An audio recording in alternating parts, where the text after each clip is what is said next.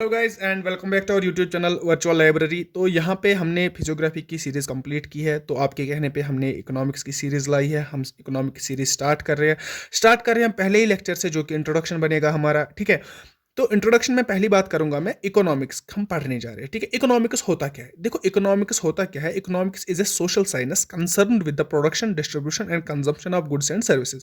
देखो, इसमें से बहुत पॉइंट्स आ गए जो कि हमें डिफाइन करनी है, क्योंकि इधर मैं टेक्निकल टर्म्स डिफाइन करने के लिए ही आया हूँ। अगर इधर इधर पे डेफिनेशन देख पा रहे होंगे, तो मैं इधर पे टेक्निकल टर्म्स डिफाइन करने के लिए आया हूँ, वरना तो आप ये खुद भी पढ़ सकते हैं। ठीक है, टेक्निकल टर्म्स जब डिफाइन नहीं होती है, जब बेसिक्स कंसेप्ट क्लियर नहीं होता है, तो फिर इकोनॉमिक्स स्ट्रॉन्ग कैसे होगा? पहले तो आपको बेसिक्स क्लियर करना है। ठीक है, मैं बेसिक्स क्लियर करने के लिए इधर पे आया हूँ, और ग्रेजुअली हम उन टॉपिक्स पे भी आएंगे। ठीक है ना। अभी अगर मैं बात करूं इकोनॉमिक्स की, economics is a social science. Social science sir क्या होता है? सर सोशल का आपको पता होगा, सोशल मीन्स लोग, जिसमें लोग इन्वॉल्व हो। जैसे हम सोशल मीडिया की बात करते हैं, हम किन की बात करते हैं? वो मीडिया जहाँ पे लोगों का कंसर्न है। ठीक है, लोग अपने व्यूज देते हैं, वो है सोशल मीडिया। इसी तरह सोशल साइंस वो साइंस है जिसमें हम लोगों का स्टडी करते हैं। सर स्टडी क्या करते हैं? लोगों का बिहेवियर स्टडी करते हैं। Behaviour in the sense sir क्या?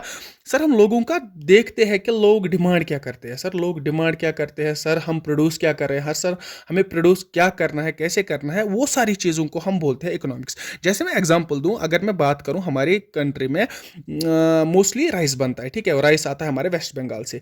अब क्या है, कुछ कुछ स्टेट्स ऐसे हैं हमारी कंट्री में जहां पे राइस की प्रोडक्शन नहीं होती है, अगर होती है तो कम होती है। अब क्या करना है? देखो, अब ये राइस आ गया ना हमारे पास, ये एक रिसोर्स है। ठीक है, अगर मैं लेकिन इस रिसोर्स की बात करूंगा, इधर पे मैं आपको दिखाना चाहूंगा। अगर मैं इधर पे यहाँ पे राइस, मैंने एग्जांपल ली। ठीक है, राइस हमारे किधर पे बनता है? वेस्ट बंगाल में। ठीक है, आपको पता होगा। तो इधर पे क्या होता है कि ये राइस हमें डिस्ट्रीब्यूट करना है। ठीक है ना, पहले तो ये प्रोडक्शन करना है, प्रोडक्शन वेस्ट बंगाल करेगा। उस पर एक टॉपिक, ये आई डोंट नो ये ऑटो फोकस क्यों हो रहा है, लेट मी चेक। तो इधर पे मैं अगर बात करूंगा प्रोडक्शन की, पहले हम बात करेंगे प्रोडक्शन पे कि वेस्ट बंगाल में हमें कौन कौन सी ऐसे स्कीम्स लानी है फार्मर्स के लिए, ऐसा हमें क्या करना है जो कि वेस्ट बंगाल में राइस की क्वांटिटी इंक्रीज हो जाए। और ये हुई प्रोडक्शन। ठीक है ना। प्रोडक्शन के बाद अगर हम बात करेंगे दूसरी डिस्ट्रीब्यूशन, उसके बाद तो ये राइस हमें डिस्ट्रीब्यूट करना है दूसरे स्टेट्स में, लाइक जम्मू कश्मीर में डिस्ट्रीब्यूट होता है, गुजरात में डिस्ट्रीब्यूट होता है। वो स्टेट है जहाँ पे राइस की क्वांटिटी कम आ रही है। ठीक है, मैं बता रहा हूँ, मैं जस्ट एक एग्जाम्पल दे रहा हूँ, ये परफेक्ट डेटा नहीं है, क्योंकि मैं ये नहीं बता रहा कि जम्मू कश्मीर में नहीं ही निकलता है। मैं बता रहा हूँ कि आ रहा है ना। देखो, अगर आप फूड गैलरीज की बात करेंगे, तो हम वहाँ से फूड ले रहे हैं ना, वो राइस आता कहाँ से? वेस्ट बंगाल से। तो हमने बात की, पहले हमने बात की प्रोडक्शन की, वो वेस्ट बंगाल में होता है। उसके बाद हमने डिस्ट्रीब्यूशन की बात की, वो हमारी गवर्नमेंट करती है डिस्ट्रीब्यूट। उसके बाद हम तीसरी बात पे आते हैं, वो है कि हमारी कंजप्शन। ठीक है, कंजप्शन में हम क्या करते हैं? देखो, अब हमारे घर में राइस आ गया। आई डोंट नो ये फिर से फोकस क्यों कर रहा है। इसके बाद मैं ये चेक करता हूँ। ठीक है, अब हम आते हैं अपने कंजप्शन पे। कंजप्शन पे सर मैं आपको बताऊंगा कि अब हमारे घर में राइस आ चुका है, राइस आ गया, तो उसके बाद हम एक पर्टिकुलर, देखो हमारे घर में कोई राइस फील्ड नहीं है जिसे हमें अपना राइस निकलता है। हमें जो भी राइस आता है वो आता है गवर्नमेंट गैलरी से, गवर्नमेंट फूड गैलरी से। ठीक है, अब गवर्नमेंट फूड गैलरी से हमारे घर में राइस आ गया, तो अब तो मुझे एक प्लान बनाना है ये कंजप्शन करने के लिए। मैं कितना कंज्यूम करूं पर डे में, कितना कंज्यूम करूं पर मंथ में, कितना कंज्यूम करूं, जिससे कि मुझे ये क्वांटिटी, ये मेरी डिमांड, ये जो मेरी डिमांड है ये सेटिस्फाई करे।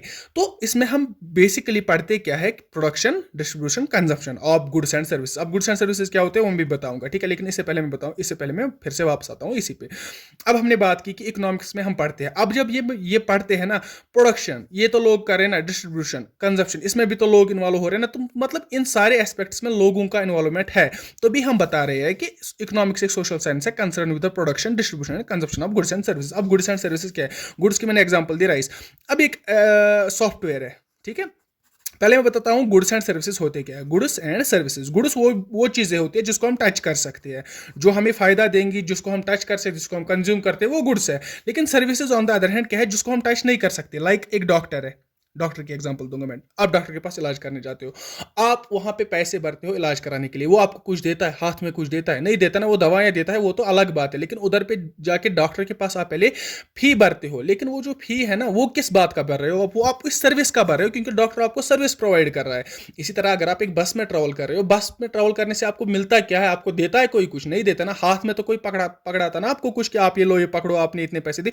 आपको एक सर्विस प्रोवाइड की जाती है, और वो ट्रांसपोर्टेशन की सर्विस हो गई। ठीक है, इसी तरह जो गुड्स एंड सर्विसेज की बात हम कर रहे हैं ना, ये हम कर रहे हैं इनकी प्रोडक्शन कैसे होगी, इनकी डिस्ट्रीब्यूशन कैसे होगी, और कंजप्शन कैसे होगी, ये सारे साइंस को हम डिफाइन करते हैं। इसका नाम है इकोनॉमिक्स। ठीक है, अब मैंने आपको इस आप आई होप कि आपको ये डेफिनेशन समझ आ गई होगी कि इकोनॉमिक्स हम पढ़ते क्यों। लेकिन अगर हम उधर ही दूसरी बात करेंगे इकोनॉमी की, देखो इकोनॉमी और इकोनॉमिक्स अलग अलग कंसेप्ट है। इकोनॉमिक्स मैंने आपको बताया, इकोनॉमी क्या होता है? इकोनॉमी होता है स्टेटस, पैसों का स्टेटस, किसके पास कितने पैसे हैं, यही तो एक इकोनॉमी वही है। अगर आपने आपको पता भी कि इंडिया की इकोनॉमी कितनी है, सर इतनी इंडिया की इकोनॉमी, मतलब इंडिया का फाइनेंशियल स्टेटस उतना है, ठीक है ना, या इकोनॉमिक कंडीशन इंडिया की उतनी है, उसी को हम बोलते हैं इकोनॉमी। इकोनॉमिक्स होता है स्टडी, ये ब्रांच है, स्टडी है, सोशल साइंस है, जिसमें हम पढ़ते हैं। लेकिन इकोनॉमी हम जब डिफाइन करेंगे वो होता है कि पैसा अवेलेबल कितना है, ठीक है। उसके बाद अब मसला आता है कि इकोनॉमी ये चीज़ें बढ़ती कैसे, ये चीज़ें काम कैसे करती है, ठीक है। देखो मैं आपको एक और तरीके में समझाने की कोशिश करूंगा। इधर पे अगर मैं बात करूं, हमें अब आपको समझ आ गया कि इकोनॉमिक्स क्या है और इकोनॉमी क्या है। अब अगर हमें अपने देश की इकोनॉमी अगर कम है, वो हम किस तरह बढ़ाएंगे, हम कौन कौन से ऐसे पॉलिसीज लाएंगे, हम कौन ये मैं एज ए गवर्नमेंट बता रहा हूँ, ठीक है, मैं अभी गवर्नमेंट हूँ। गवर्नमेंट कौन कौन सी ऐसी पॉलिसीज लाएंगी, कौन कौन सी चेंजेस लाएंगी, कौन कौन से रिफॉर्म्स लाएंगे जिससे कि हमारी इकोनॉमी बेटर हो जाए। तो उसके लिए हमें क्या करना पड़ेगा? उसके लिए हमें पहले पढ़नी पड़ेगी हमारी इनकम। देखो हमने प्रोडक्शन करनी है, हमने डिस्ट्रीब्यूशन करनी है और हमने कंजप्शन करनी है। मैं गवर्नमेंट बात कर रहा हूँ ना, गवर्नमेंट को क्या करना है? प्रोडक्शन करना है, डिस्ट्रीब्यूशन करना है, कंजप्शन करना है, ठीक है ना। ये सब किसके बेसिस पे? ये लोगों के बेसिस पे। अब मुझे कितना करना है, अब लोगों को कितना चाहिए, ये सब चीजें देखो। अगर मैं बात करूंगा रिसोर्सेज की, ठीक है, पहले हम बात करते हैं इसमें रिसोर्सेज की। रिसोर्सेज देखो कभी भी अनलिमिटेड नहीं होते, हमेशा लिमिटेड होते हैं, ठीक है। व्हाट आई मीन कि अगर वेस्ट बंगाल में राइस निकलता है, वो तो अनलिमिटेड नहीं निकलता है ना। वेस्ट बंगाल में राइस निकलता है लेकिन कुछ क्वांटिटी में मिलता है, हाँ बहुत निकलता है, ये बात है कि बहुत निकलता है, लेकिन अनलिमिटेड नहीं निकलता है। ये बात आप याद रखिए कि रिसोर्सेज कभी भी अनलिमिटेड नहीं होते, वो लिमिटेड होते हैं। अब जब हम स्टडी करेंगे कि इस लिमिटेड रिसोर्सेज को, ये जो लिमिटेड रिसोर्सेज हमारे पास अवेलेबल है अभी, चाहे पैसा है, चाहे फूड है, चाहे कोई और चीज़ है, इसको हम यूज़ कैसे करेंगे, इसको हम प्रोडक्शन में यूज़ कैसे करेंगे, इसको हम कंजप्शन में यूज़ कैसे करेंगे, और इसी सारी चीजों को, इनको हम इकोनॉमिक्स बोलते हैं, ठीक है ना।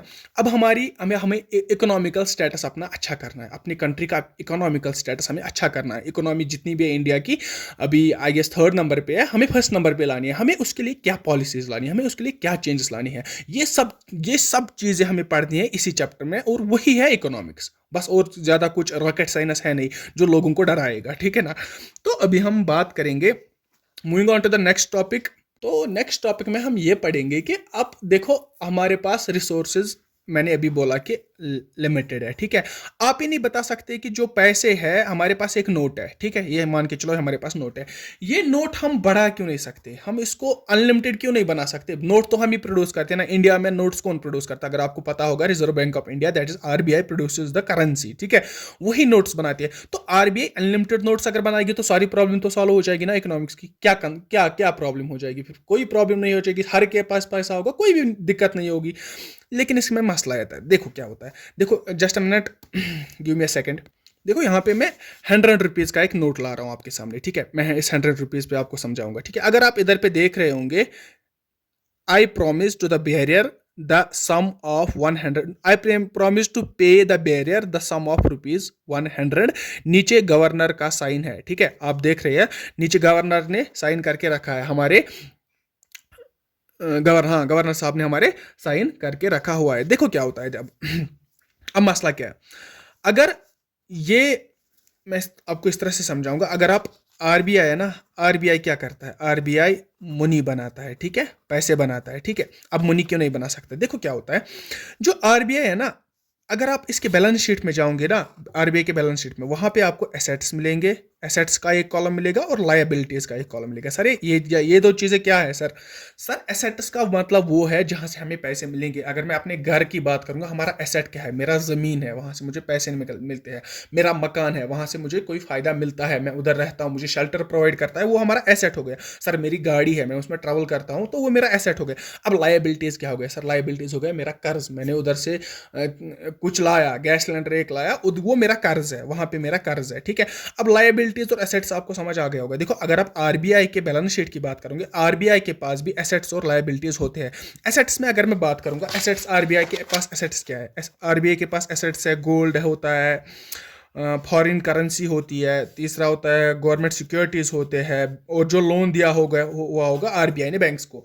अब ये क्या होता है सर, देखो आरबीआई के पास ये एसेट है, क्योंकि आरबीआई के पास ये अपना अपना कुछ है, जो आरबीआई के पास अपना कुछ है ना, जैसे मेरे पास मकान है, उसी तरह आरबीआई के पास कौन से एसेट्स है, गोल्ड है, हमारी फॉरेन करेंसीज है, हमारे गवर्नमेंट सिक्योरिटीज है, हमारे ये आप अभी ये आपको समझने की जरूरत नहीं है, बैंक्स में हम पढ़ेंगे, बैंकिंग जब हम उठाएंगे तब हम अच्छे से पढ़ेंगे, अभी मैं आपको जस्ट दिखा रहा हूं, ठीक है। तो लेकिन लायबिलिटी क्या है, ये जो करेंसी है ना, करेंसी ये मार्केट में घूम रही है, नोट्स, ये नोट्स चाहे 10 रुपए का, 50 रुपए का, 200 100 का, या कोई भी नोट होगा, ये करेंसी मार्केट में घूम रही है। अभी करेंसी मार्केट में घूम रही है, तो ये आरबीआई का लाइबिलिटी है सर। कैसे है आरबीआई का लाइबिलिटी, क्योंकि आरबीआई आपको बताता है ना, इधर पे मैंने आपको जो पहले ही बताया, I promise to pay the bearer the sum of rupees, sum of 100 rupees. अगर मेरे पास 100 रुपीज का नोट है, तो ये एक लाइबिलिटी है, आरबीआई की लाइबिलिटी मेरे पास है, आरबीआई मेरा कर्जदार है, मेरे आरबीआई का पैसा मेरे पास है। मतलब इस बात का क्या हुआ सर, कि अगर आप ये 100 रुपीज का नोट आरबीआई के पास लेके जाओगे अभी, तो आरबीआई को उसी टाइम पे ये नोट को, कर्जा को चुकता करने के लिए इन किसी भी एसेट्स में से आपको वो वैल्यू प्रोवाइड करनी होगी। अगर मैं फेस वैल्यू की बात करूं, ये करेंसी है, ये हमारा नोट है, इसका फेस वैल्यू क्या है, इसका फेस वैल्यू कुछ नहीं है, just a piece of paper है, इंक है, बस, और कुछ नहीं है। लेकिन ये जो 100 वैल्यू है ना, ये इस नोट का नहीं है, ये उन एसेट्स का है, ये इन एसेट्स का है, कि आपको आरबीआई, अगर आप 100 रुपीज लेके जाओगे आरबीआई के पास, आरबीआई को अपने एसेट्स वाले कॉलम में, लाइक गोल्ड में से आपको कुछ एक टुकड़ा देना पड़ेगा 100 रुपीज का, जितना आएगा, जितना आपको आएगा। मतलब कि इस बात का है कि जो थंब रूल है हमारी इकोनॉमी का, मैं अगर बात करूं थंब रूल ऑफ इकोनॉमी के, लाइबिलिटी जो होती है ना, वो ऑलवेज बराबर होनी चाहिए एसेट्स को। क्या मतलब है सर, देखो अगर आरबीआई मार्केट में धूमधाम पैसे छापना शुरू कर देगा, उसके बाद वो पैसा एक साथ आरबीआई के पास पहुंचेगा कि हमें अपना वैल्यू दो, उस मनी का वैल्यू दो, तो आरबीआई के पास उतना गोल्ड होना चाहिए, या तो उतनी फॉरेन करेंसी होनी चाहिए, या तो गवर्नमेंट सिक्योरिटीज होनी चाहिए, या तो कोई और, मतलब लोन। ये आपको अभी समझ नहीं हो रहा, अगर ये आ भी रहा होगा, ये नहीं आएगा समझ, क्योंकि मैंने आप पहले ही बताया कि ये बैंकिंग का टॉपिक है। मैं आपको बस बता रहा हूं कि आरबीआई पैसे क्यों नहीं बना सकता, क्योंकि थंब रूल अगर आप इकोनॉमी का देखोगे, लाइबिलिटीज ऑलवेज बराबर होनी चाहिए एसेट्स के। कहां पे, आरबीआई की अगर मैं बात करूं, आरबीआई की एसेट्स इतनी है, तो जितनी आरबीआई की एसेट्स इंक्रीज होती रहेंगी, उतनी वो मनी बनाती रहेंगी, क्योंकि फिर जब अगर आप आरबीआई के पास जाओगे, तो तभी वो अपने एसेट्स प्रोवाइड कर सकती है, ठीक है ना। यही रीजन है कि आरबीआई अनलिमिटेड पैसा नहीं छाप सकती, आरबीआई इकोनॉमी को बेटर नहीं कर सकती। तो आरबीआई कर क्या सकती है, वो हम आगे बैंकिंग में पढ़ेंगे। तो ये हमारा था इंट्रोडक्शन। तो इंट्रोडक्शन में अभी अगर हम बात करेंगे, मैंने अभी बताया आपको ये जो साइंस है, और अगर मैं यही जो हमने अभी इधर पे पढ़ा, अगर economics is a social science concept, production, distribution, consumption, अगर मैं ये सब की बात एक घर की करूं कि घर में कैसे प्रोडक्शन होता है किसी चीज़ का, डिस्ट्रीब्यूशन कैसे होता है, कंजप्शन कैसे होता है, गुड्स एंड सर्विसेज की एक घर में, एक इंडिविजुअल के पास, एक मोहल्ले में, उसको हम बोलते हैं माइक्रो इकोनॉमिक्स, ठीक है। इंडिविजुअल लेवल पे जब हम ये पढ़ते हैं उसको बोलते हैं माइक्रो इकोनॉमिक्स। और जब हम ये एक कंट्री के हिसाब से पढ़ेंगे कि कंट्री में इतना पैसा आया, अब इतने पैसे का क्या हुआ, अब उसका उस बात का क्या हुआ, वो हम पढ़ेंगे माइक्रो इकोनॉमिक्स में। माइक्रो इकोनॉमिक्स में अगर मैं देखूं, इंडिविजुअल कंज्यूमर्स की बात होती है एंड प्रोड्यूसर्स की बात होती है, like house hold income and expenditure, income कितना होता है, एक्सपेंडिचर कितना होता है, ये हम माइक्रो इकोनॉमिक्स में पढ़ेंगे। और अगर मैं मैक्रो इकोनॉमिक्स की बात करूंगा, यहाँ पे हमें नेशनल इनकम के बारे में पढ़ना है कि सर आप बताएंगे नेशनल इनकम है क्या। देखो मैंने आपको बताया कि ये सारी चीजें ना, इकोनॉमी है ना, इकोनॉमी, हम इकोनॉमी को बेटर कैसे करेंगे, उसके लिए पहले हमें पता होना चाहिए कि अगर हमारी कंट्री इंडिया है, इंडिया में फाइनेंशियल स्टेटस कितना है। फाइनेंशियल स्टेटस हमें सर कैसे पता चलेगा, वो हमें पता चलेगा तब जब हमें हमारी इकोनॉमी पता होगी। इकोनॉमी जब पता होगी हमारी, तो तभी हम एक्सपेंडिचर कर सकते हैं, ठीक है ना। जब हमारे पास इतनी इकोनॉमी है, लाइक हमारे पास 100 रुपीज या 1000 रुपीज इकोनॉमी हमारी कंट्री के पास, अब इस कंट्री को एक प्लान बनाना है, ये 1000 रुपीज हम स्पेंड कैसे करेंगे, इसमें हम कौन कौन सी चीजें करेंगे, लाइक इसी तरह ये बातें जो नेशनल इनकम की बात होगी, नेशनल एक्सपेंडिचर की बात होगी, ये सारी चीजें हम मैक्रो इकोनॉमिक्स में पढ़ेंगे, ठीक है। अभी अगर मैं बात करूंगा इकोनॉमिक्स डिराइव कहां से हुआ, ये डिराइव हुआ है ग्रीक वर्ड से, जिसको जो है ओइकोनोमिया, जिसका मतलब है हाउस होल्ड मैनेजमेंट। क्योंकि जब पहले हाउस होल्ड मैनेजमेंट ही, क्योंकि जब पहले इकोनॉमिक्स डेफिनेशन स्टार्ट हो गई ना, देखो पहले तो ये सिस्टम नहीं हुआ करता था ना, इकोनॉमिक्स ये सारी चीजें नहीं हुआ करती थी, पहले घर में ही चीजें होती थी। क्या मेरे पास मेरा मंथली इनकम इतना है, मैं इसको किस तरीके में इस्तेमाल करूं, वही है इकोनोमिया, क्योंकि वो हाउस होल्ड मैनेजमेंट है। उसी हाउस होल्ड मैनेजमेंट को फिर जब फर्दर मतलब स्टडी किया गया तो हमारे पास आ गया हमारी मैक्रो इकोनॉमिक्स, वरना तब तक माइक्रो इकोनॉमिक्स ही तो। और अगर हम फादर ऑफ इकोनॉमिक्स की बात करेंगे, एडम स्मिथ है, और वही एडम स्मिथ हमारे फादर ऑफ माइक्रो इकोनॉमिक्स है, क्योंकि मैंने आपको पहले ही बताया कि पहले ओ इकोनॉमिया हाउस होल्ड मैनेजमेंट आ गया था, उसके बाद हमारा मैक्रो इकोनॉमिक्स उसके बाद आ गया। पहले इंट्रोड्यूस हो गया था हमारा माइक्रो इकोनॉमिक्स, क्योंकि हाउस होल्ड लेवल पे हो गया था।